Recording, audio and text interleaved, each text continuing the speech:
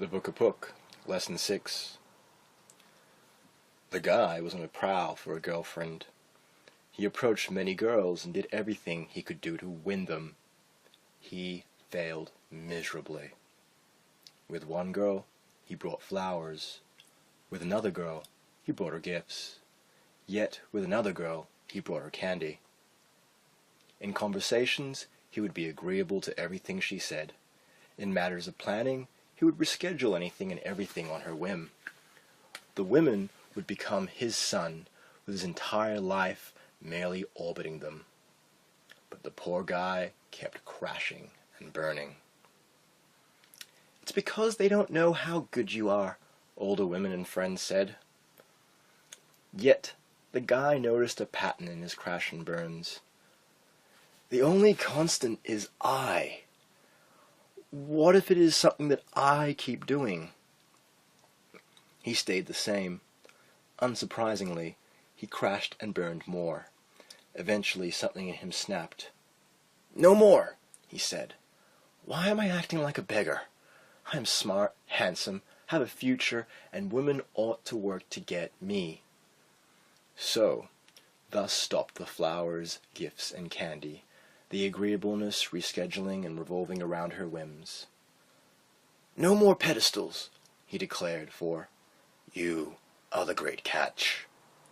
"Yes," says the Pook, "you are the prize to be won." The young man jumped up and down with joy. "Oh, goody! That means I get to be passive, to continue to indulge in my vaporous habits, and not do a thing to alter myself. I like to hear that, because it means I am perfect as I am and ought not to change for anyone." Pook slapped him. "Foolish youth. If you're not changed by life, then you are not living. Only those who are altered by life are those totally unaware of it." But the young man was stubborn. "I," he said with a moral tone, "will not change for anyone." "What about yourself?" "I like myself the way that I am." "All right, enough." The young man was startled. He'd never seen Pook angry. "I am what I am," he persisted. So Pook summoned 2 young men.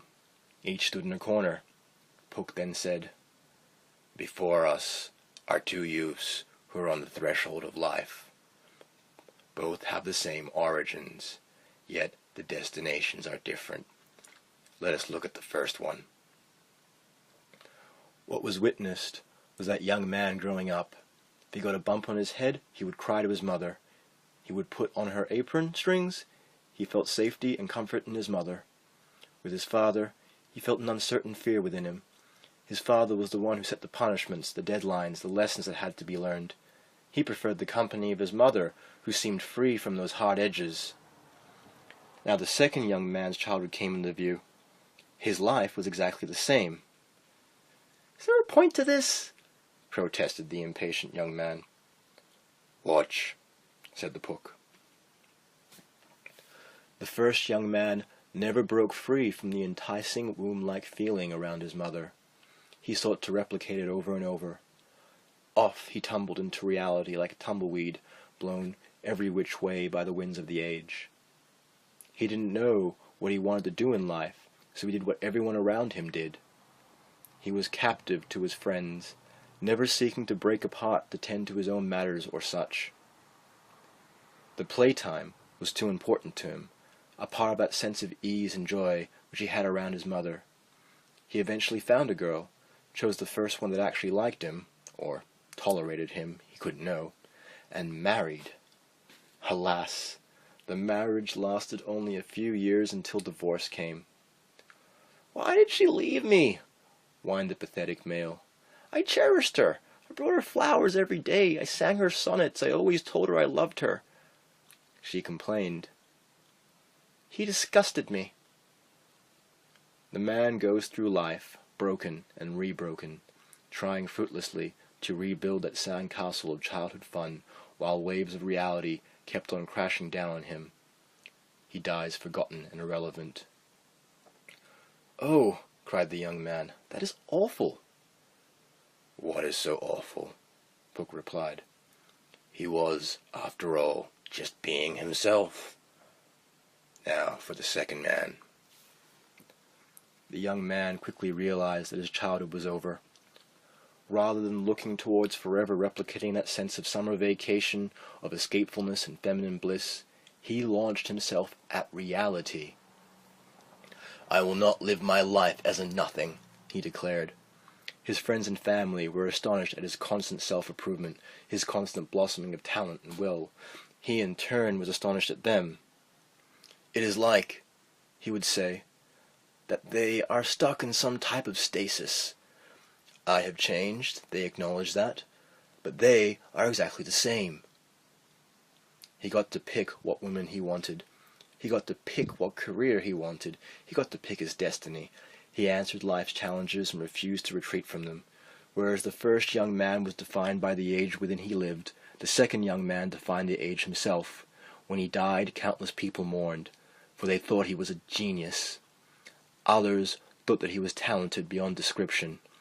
Yet others thought he was touched by heaven itself.